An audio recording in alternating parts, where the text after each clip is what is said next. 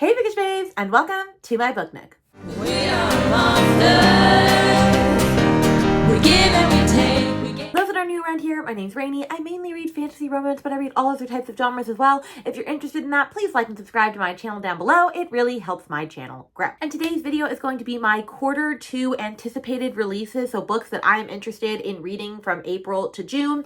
And I will say there are books that I used to have on this list that I have taken off since then because I've just realized either I don't want to continue on with that series, or I just know that that's going to be a book that I pick up and I buy and I never end up reading. And I actually want to prioritize the books that I am putting as anticipated reads. So there are probably books that you're like, wait a minute, this comes out in April, May, or June and it's a very popular book. Why is it not on here? Like, for example, the newest Maple Hills, or whatever it's called, the newest Icebreaker, the third book, comes out in like May, because I don't like that series and I don't care about that series. So you're only going to see books that I think are worth mentioning. And so I have a bunch for April, not that many for May, and then I actually have more for June. It's actually really funny. And I've probably missed some because as I was doing this, I saw other people's videos coming out and I was like, oh wait, I forgot about that book. So if I forgot about a book that I should have on here, literal note at the end. But with that, let's talk about my most anticipated books in order from April, May, and June. I only have like one or two thrillers on here, and this is one of them. And we're going to start out with She's Not Sorry, which is by Mary Kubica, which came out on April 2nd, so it's already out at this point. And I read her newest one, Just the Nicest Couple, last January, and that's the only book I've read by her. And it was just all right. However, I've heard that Local Woman Missing is like her bread and butter, and I should read that, but I just haven't gotten to it yet. But I am still intrigued by her writing because I did have a good time with it. Like, it was a pretty easy, bingeable thriller. It just wasn't anything special. And so I'm willing to give her another try in her newest book and see what it's about. An ICU nurse accidentally uncovers a patient's frightening past in this chilling thriller. And so I'm not going to like give high explanations because like I said, we have 1,000,001 books to get to in this. But yeah, so I am interested in reading that thriller. Then the next one we have is Just for the Summer by Miss Abby Jimenez, and it also came out on April 2nd, and I did pre-order it because I am an Abby Jimenez stan after the last two books I've read, Part of Your World and Yours Truly. And this one is about a girl named Emma, and she thinks she's cursed because every guy that she ends up dating ends up finding the true love of their life after they break up, but she's not the only one apparently that has the same problem. There's another guy named Justin, and he has the same issue. And so they come up with a plan that if they date each other, their curses will cancel each other out, and they'll go on to find their soulmate, only of course they end up falling in love with each other. And I don't really need to know much more than that. I just know that I'm going to love this. It's probably going to tug at the heartstrings. I can't wait to prioritize this super soon, so very excited for this one. And the next one we have is King of Sloth by Anna Huang, which is one of the books in her Kings of Sin series. So we already have King of Wrath, King of Greed, King of Pride, and now this is King of Sloth.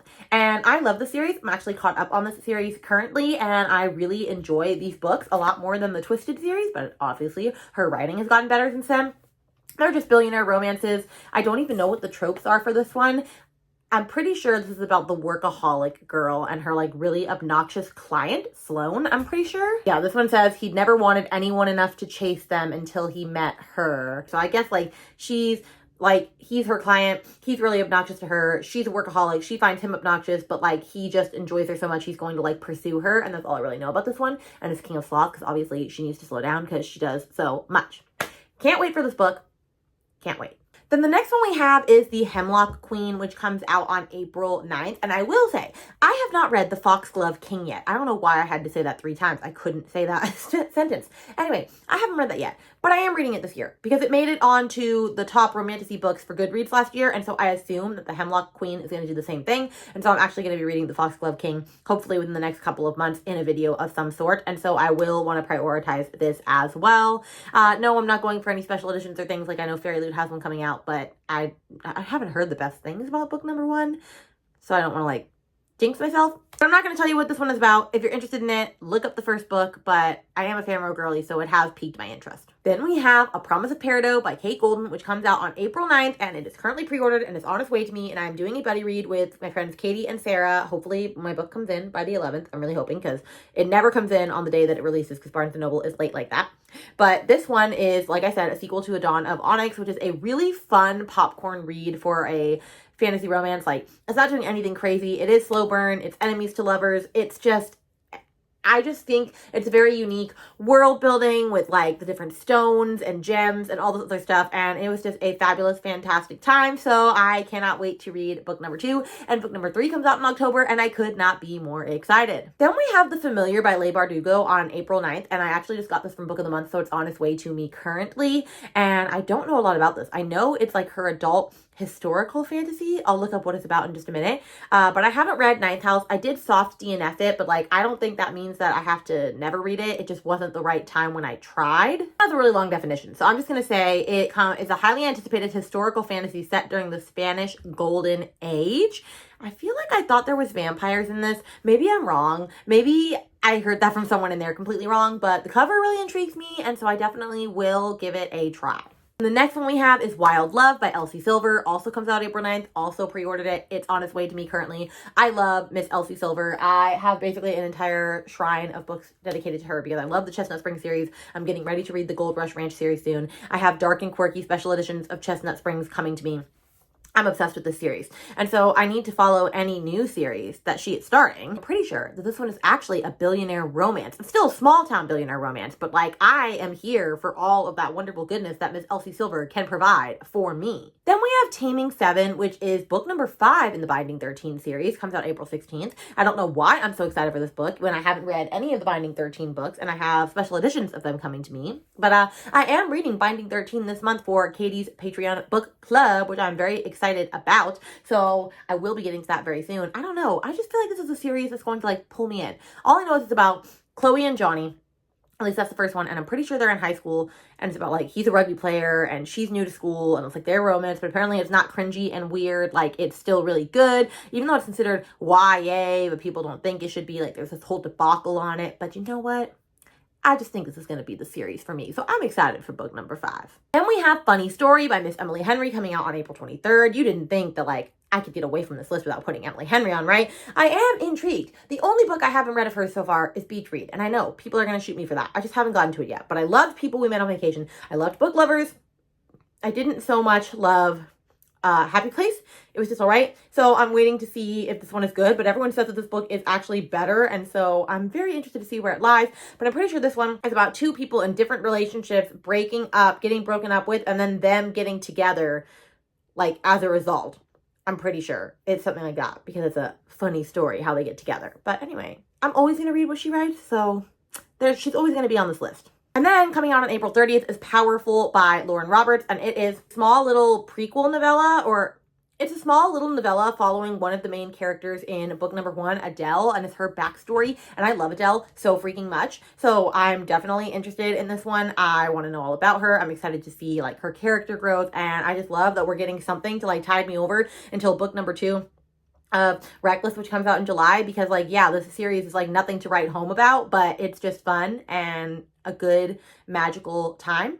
And that's all I really need for a YA fantasy romance. The next one that comes out on April 30th is Home is Where the Bodies Are by Geneva Rose. And I have a very love-hate relationship with Geneva Rose. I've never read her book, The Perfect Marriage, but I read One of Us is Dead. Absolutely loved it. One of my favorite like domestic gossipy thrillers. And then I did not like the one that she wrote of last year, like You Shouldn't Have Come Here or something. It was not good. It was really a romantic suspense, and it wasn't a good one. It was very cringy. And so I'm a little hesitant on this one.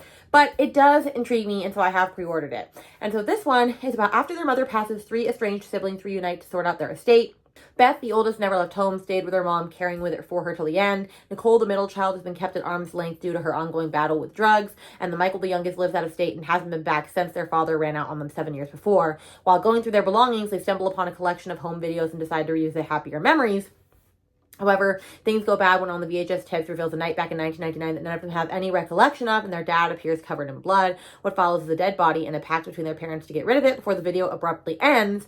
So now they have to decide whether to leave the past in the past or uncover the dark secret that their mother took to the grave. That sounds really interesting. I'm not gonna lie. Geneva Rose knows how to write a story that will hook me.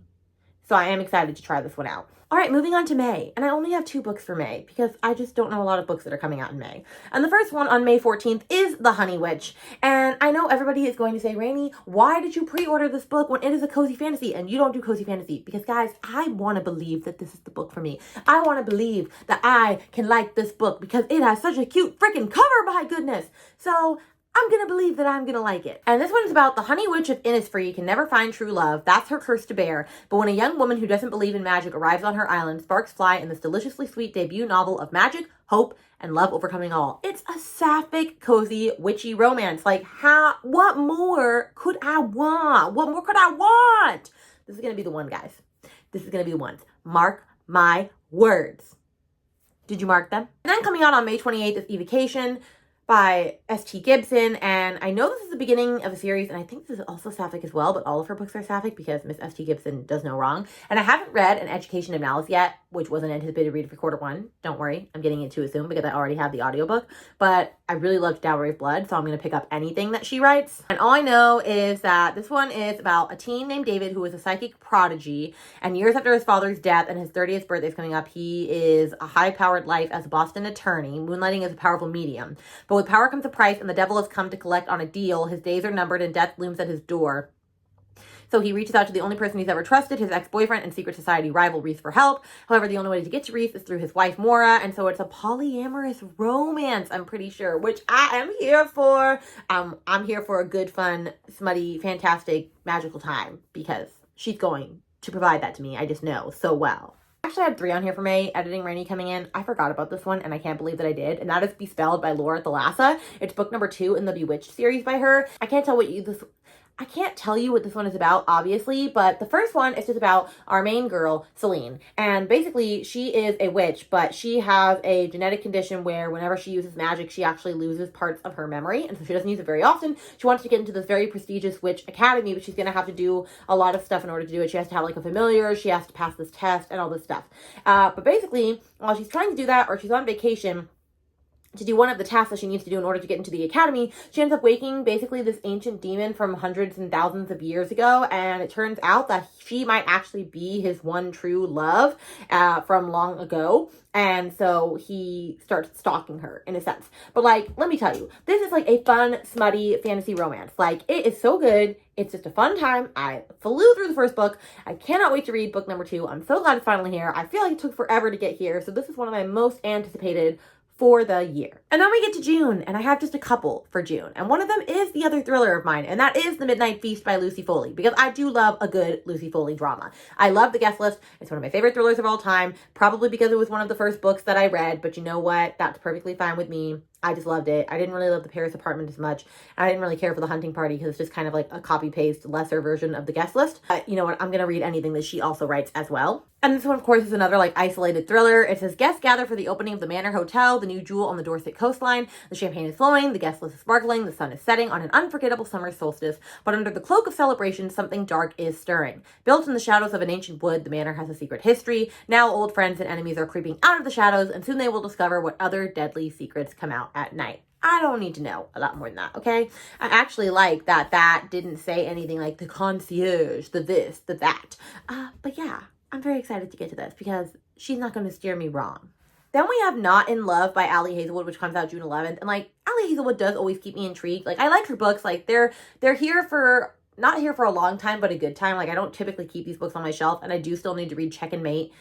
And I might skip Bride because I haven't heard that many great things about it. But you know what? Like, she's intriguing enough that, like, I'm going to probably continue to put her books on my list just because I do want to know what they're about. And this one says, it's a forbidden secret affair, proves that all's fair in love and science. So I don't think this is another YA one. But if it is, I'll still read it. But it comes out and I'm excited to get to it. And I wish that Ali Hazelwood would come up with a different thing other than it was a small girl and a big man. But, you know, maybe, I mean, if it works for her, I guess it works for her. Then we have Middle of the Night by Riley Sager, which comes out June 18th. Obviously, I had to put it on here because it's the newest Riley Sager. And I've read everything from Survive the Night on. I have not read his other, like, beginner books, which I do want to get to. And I actually loved the last one. Like, that was a Riley Sager hit for me because I didn't like Survive the Night. I didn't like The House Across the Lake. I loved the No One Left, or whichever one, the one on the top of the castle manor. I loved that one. And I'm excited for this one because it comes with a male perspective, which he never does. He writes in the women's perspective and he doesn't do it well. And I'm wondering how he does as a man. But I don't know a lot about this one either. It says, a man must contend with the long ago disappearance of his childhood best friend and the dark secrets lurking just beyond the safe confines of his picture-perfect neighborhood. Say less. Say less. I'm very intrigued. Then we have the next Mrs. Parrish by Liv Constantine on June 18th. And I first need to read the last Mrs. Parrish. So before I read the next one. And I actually just read The Housemaid by Frida McFadden, which apparently is like the very bad knockoff of The Last Mrs. Parrish. Apparently it's like a copy-paste book. And so I just read The Housemaid so that I could then read The Last Mrs. Parrish soon and like compare them. I know that I like Liv Constantine books because I read one by her last year and I really, really enjoyed it. So I want to get to The Last Mrs. Parrish. And I feel like it's just a classic traditional thriller that a lot of people have read. And so I really want to read book number 2. And I can't tell you what it's about because that will ruin book number 1. But I'm pretty sure it's like a fatal attraction type deal. That's like the story in general. Like a woman wants this other woman's life and so she tries to take it out from under her or something to that effect. And then the last book that I have to share with you is a novel love story by Ashley Poston, which comes out June 25th. I love Ashley Poston. She can write no wrong. I haven't read The Dead Romantics yet, but I have it on my shelf. But I loved The 7-Year Slip. And what I love about hers is that they're contemporary romances, but they always have a little touch of magical realism in it. Like The 7-Year Slip was about the 7 years where her grandmother's old apartment takes you 7 years into the past whenever you step into it, and when you leave, like you're back in the main future. And so like she finds a love story amidst that. And in this one, it's about Eileen, who loves to get lost in a good happily ever after. She feels safe in a book, which is why she's so set on going to her annual book club retreat this year. But when her car unexpectedly breaks down, she finds herself stranded in a quaint town that feels like it's right out of a novel, because it is. This place can't be real, and yet she's here in Elorton, the town of her favorite romance series. Okay, interesting. She's sure that's why she must be here, to help bring the town to its storybook ending. It's perfectly frozen, trapped in the late author's last unfinished story. And then there's a character that she can't place, a grumpy bookstore owner who's very, very cute, and he doesn't want her finishing this book, which is a problem because she's beginning to think the town's happily ever after might be intertwined with her own. That sounds amazing. That is the book I am most excited for. Like, that just sounds so cute. That sounds great. Like give me all the tropes that I want in this book, and then like I'm gonna love it. Those are all the books that I'm interested in reading between April to June. If you got to the end of this video, then let's put a book emoji for a novel love story, because like we just ended with a banger on that one, okay? And let me know in the comments down below, what is the book that you are most excited for that comes out between April, May, and June? I would love to know if it's a book that I didn't even put on here so that I can add it to my radar potentially. And yeah, with that, my friends, I will see you in a video very soon. Bye.